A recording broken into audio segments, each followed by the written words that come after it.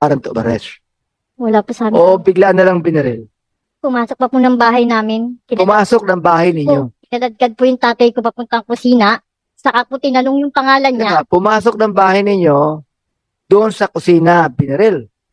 Nilagay po siya sa ilalim ng lababo. Saka po siya binaril.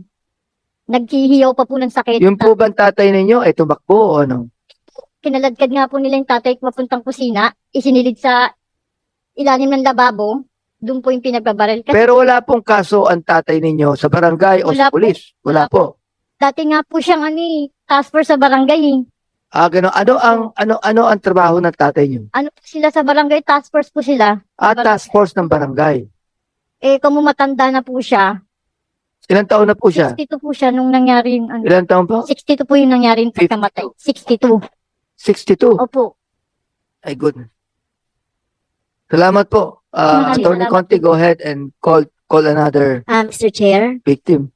Mr. Chair, can I ask questions? Yes, go ahead, Congresswoman De Castro.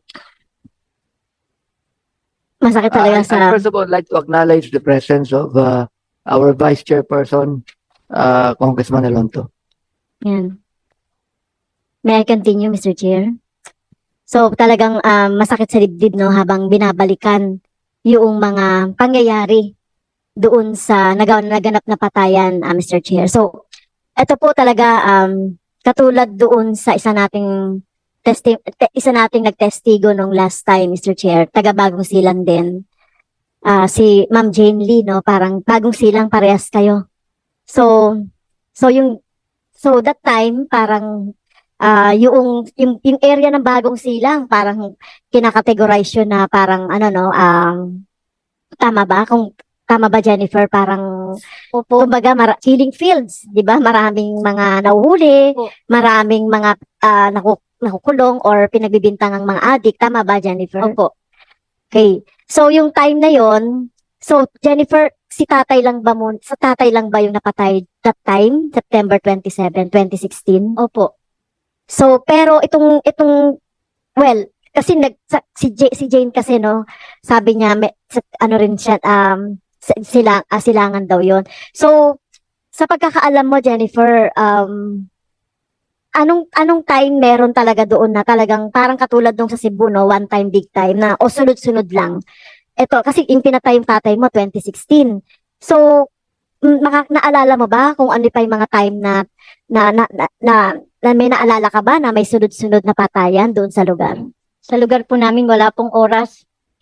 Oras po nang binaba ni Duterte yung utos na pagpatay sa mga taong walang kalaban-laban o doon sa Nung nag-declare siya ng Opo, war on drugs, pagkaupo pa lang So, po niya. Ang Caloocan po, wala pong oras naririnig namin balita. so ang ibig sabihin, Mr. Chair, halos araw-araw mula nung Kaya diniklara. po, alos maubos ang kalalakihan. Karamihan minor.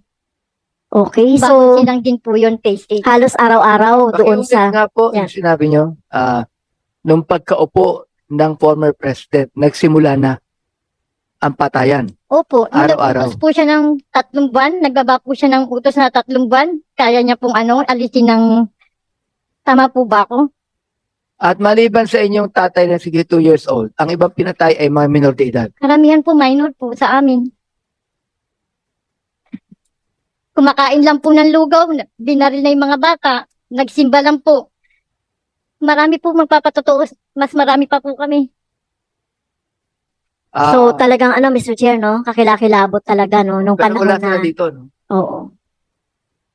Searching. Si Ma'am Rubilin, Mr. Chair. Naririto rin po yung ibang pamilya ng Bagong Silang na kung saan ay napaslang din po ng panahon ng 2016. Dito po si Nanay Emily kasama yung kanyang anak, yung 7, December 2016. Sino po sila? Pangpakilala nga Nanay po. Emily po. Ang napatay po ay anak nyo. Opo, 7 masakit po. 3 Ilang taon po siya? 15. 16. 15. 15 years old. Opo. Isa lang po anak nyo. Isa lang po, pero 7 po sila yung mga pinagbabaril po doon. 7 ang pinagbabaril na minor de edad. 3 po yung minor, 1 pong buntis, tapos yung family. Sige po, magsilata po kayo. Go ahead. December 28, 2016, sinabi ni Duterte na eto na daw po yung huling Pasko ng mga adik. masakit po kasi sa akin na yung nangyari sa anak ko, hindi naman po adik. Sinabi po ng mga pulis, collateral damage yung nangyari sa anak ko. Bilang isang nanay na nangarap na magkaroon ng malaking pamilya kasi ang anak ko po ay siyam. Palima po yung si Angelito. Nag-aaral po siya sa second year high school. Hindi po siya addict. Hindi po. Look, Kasi po, yung Ang addict po, hindi dapat hinuhuli yan eh. Hindi dapat Hindi pinapatay yan. dapat Yan po yung pinapatay. dapat nire-rehabilitate. Kaya nga po kami nandito para sabihin po yung mga nangyayari sa Bagong Silang Caloocan. Ako po yung magpapatunay na magmula po nung bago po umupo si Presidente Duterte na tuloy-tuloy na po yung mga patayan.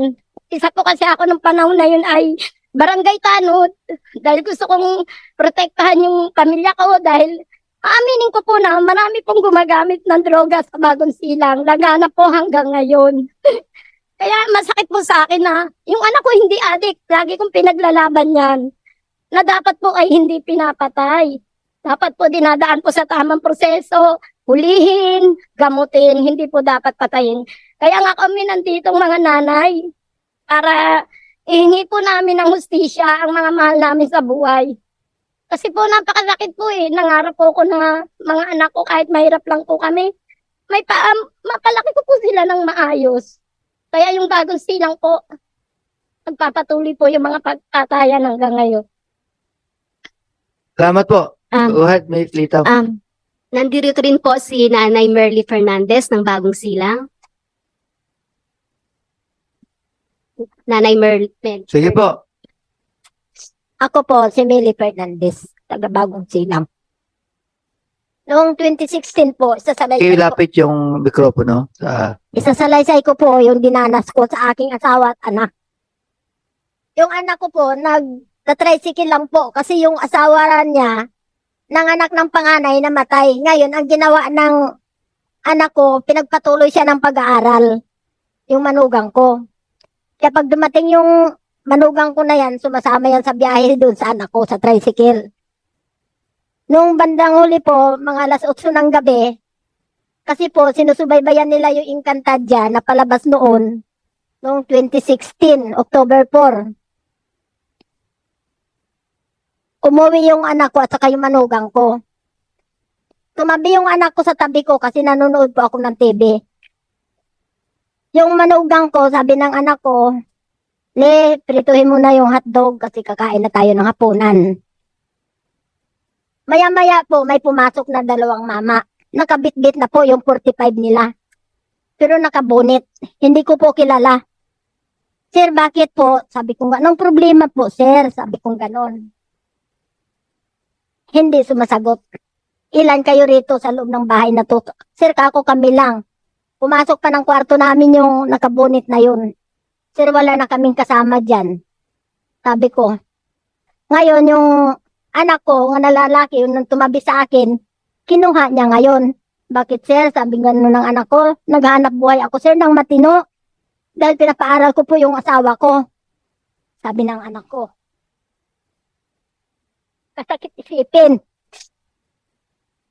Kahit ilang taon na ngayon, pero masakit sa dibdib. Sabi ng anak ko sa kanya, sir, naghanap buhay ako sir ng matino. Wala akong bisyo, kahit sigarilyo, hindi ako naninigarilyo. Sabi ng anak ko si Vicente Fernandez. Lumuhod pa yun sir sa kanilang harapan yung anak ko. Kahit iikot niyo sir ako dito sa buong Bagong Silang, wala kayong malalaman sa akin na ako may mga kaso-kaso dito. Sabi ng anak ko na yun. 20 years old pa lang yun. Ilang taon po? 20 po. Di pinadapa na yung anak ko. Halos ako nagmamakaawa sa kanila. Maawa kayo sir sa anak ko. Sabi ko naghahanap buhay ng matino yan. Hindi yan barumbadong anak. Sabi kong ganun. Kahit ikutin nyo yung Bagong Silang dito, wala kayong malalaman na may mga atraso yan. Sabi ko sa kanila. Pinadapa nila yung anak ko dun sa pinakapinto ng kusina namin. Yung anak kong babae na bunso bumangon. Sabi ng anak kong bunso, First year college pa lang yun. Mama, sabi niya sa akin, bakit hindi mo gisingin si daddy? Kasi ang asawa ko, alas 5:30 pa lang ng hapon, sir, kumakain na yun. Kasi may sakit niya ng higa, kalalabas lang ng ospital. Naglaba pa ng maghapon yung asawa ko na yun.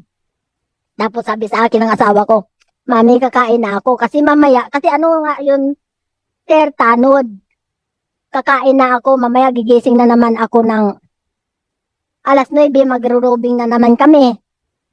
Sabi ng asawa ko, di natulog na yun, sir. Ngayon, nung pinadapa yung anak ko, pinuntan ko siya kasi may sarili siyang kwarto. Sabi ko, daddy, sabi ko, halika muna. Sabi ko ganon. Ginanon ko ng pa ako. Kasi parang mahimatay na ako sa sobrang nervyos. Bakit? Sabi sa akin.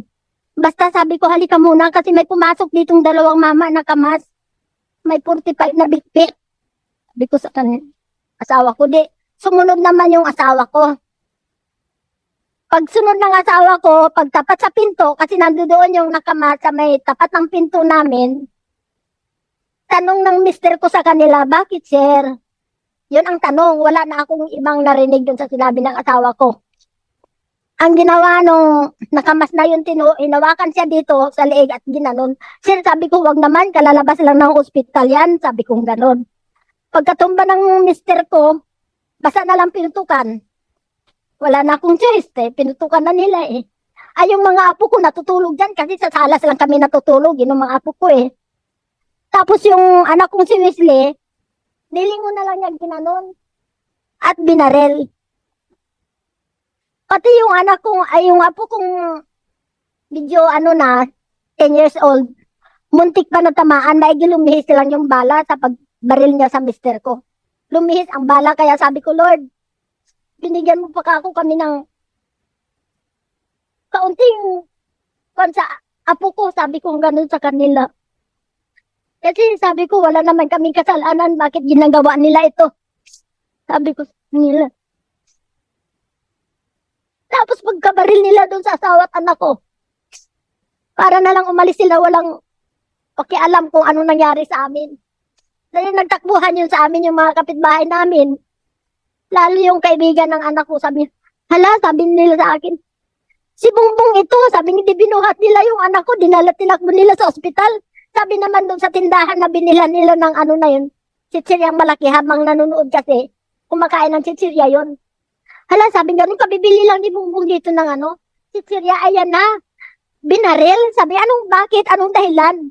Pati yung kaibigan ng mister ko na sa City Hall din nagtatrabaho, sabi ganun, si pare, kanina ang saya-saya ng kwentuhan namin. Bakit binaril nila? Wala namang kasalanan at mabait yung tao na yan. Yan ang nila sa akin.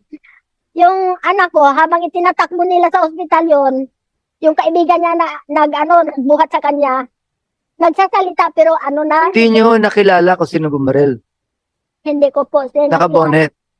Kung naniniwala po kayo na ang bumaril pulis. Hindi ko masabi kasi Hindi nyo rin masabi.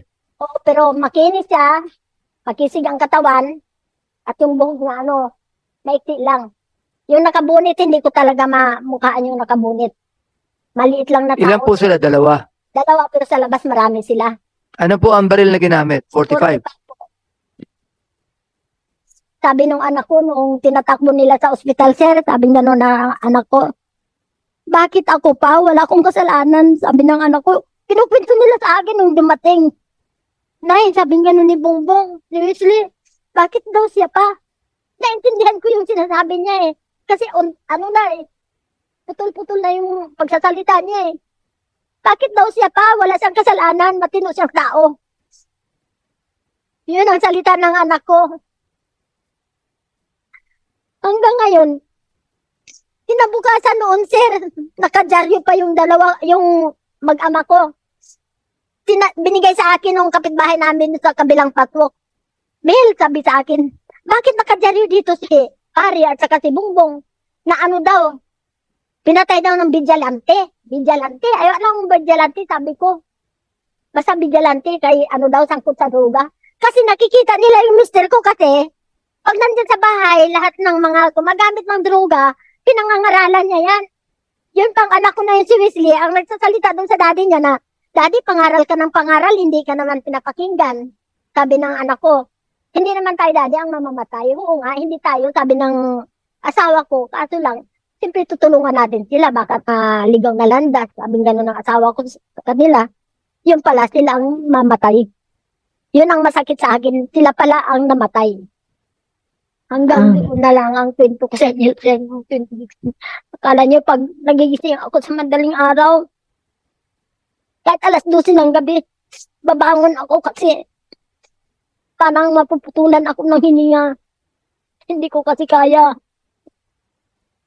Mr. Chair, tanungin ko lang si nanay, may sinabi ba yung mga pumatay?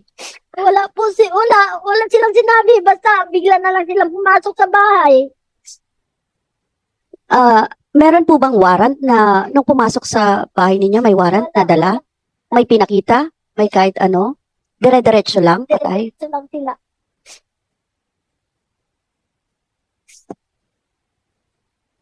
Pagkatapos po nun, Nay, ano pong ginawa ninyo pagkatapos nung Hindi ko na, ma'am, alam. Kasi nawalan ako ng malay. Sila na ang nag-ano sa asawa ko at anak ko kasi hindi ko na malayan kung ano nangyari sa akin. Tinakbo pala nila sa ospital. Yun nga, pagdating ng nagdala sa ospital ng anak ko, yun ang kinukwento nila sa akin. Pero yung asawa ko, agad-agad na namatay agad yun kasi may sakit pang ang hika yun. Kalalabas lang ng ospital.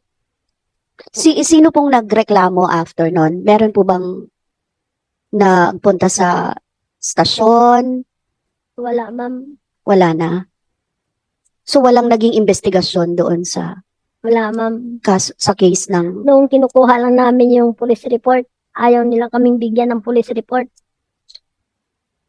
May tumulong sa amin. Sabi ko, anong gagawin niyo sa police report? Sabi ko, hihingi lang kami ng tulong. Kay dalawa ka ako yung patay ko. Sabi ko gano'n, saan ako kukuha ng pang living?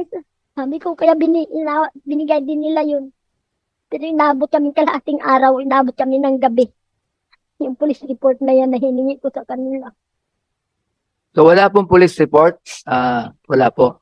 Nakakuha rin kami ng police report. Nakakawa rin kayo ng police report. Hawak po niyo. Hawak po niyo yung police report.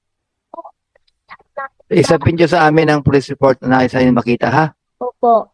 At sino po nakalagay na police doon? Nakapirma.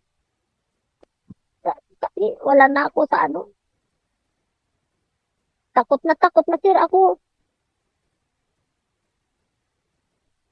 May marinig lang sir ako ng ikot ng motor na mabibilis. Andyan na ako, nangangatog na ako.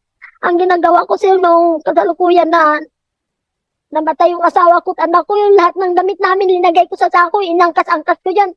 Hindi kami sa tabi natutulog.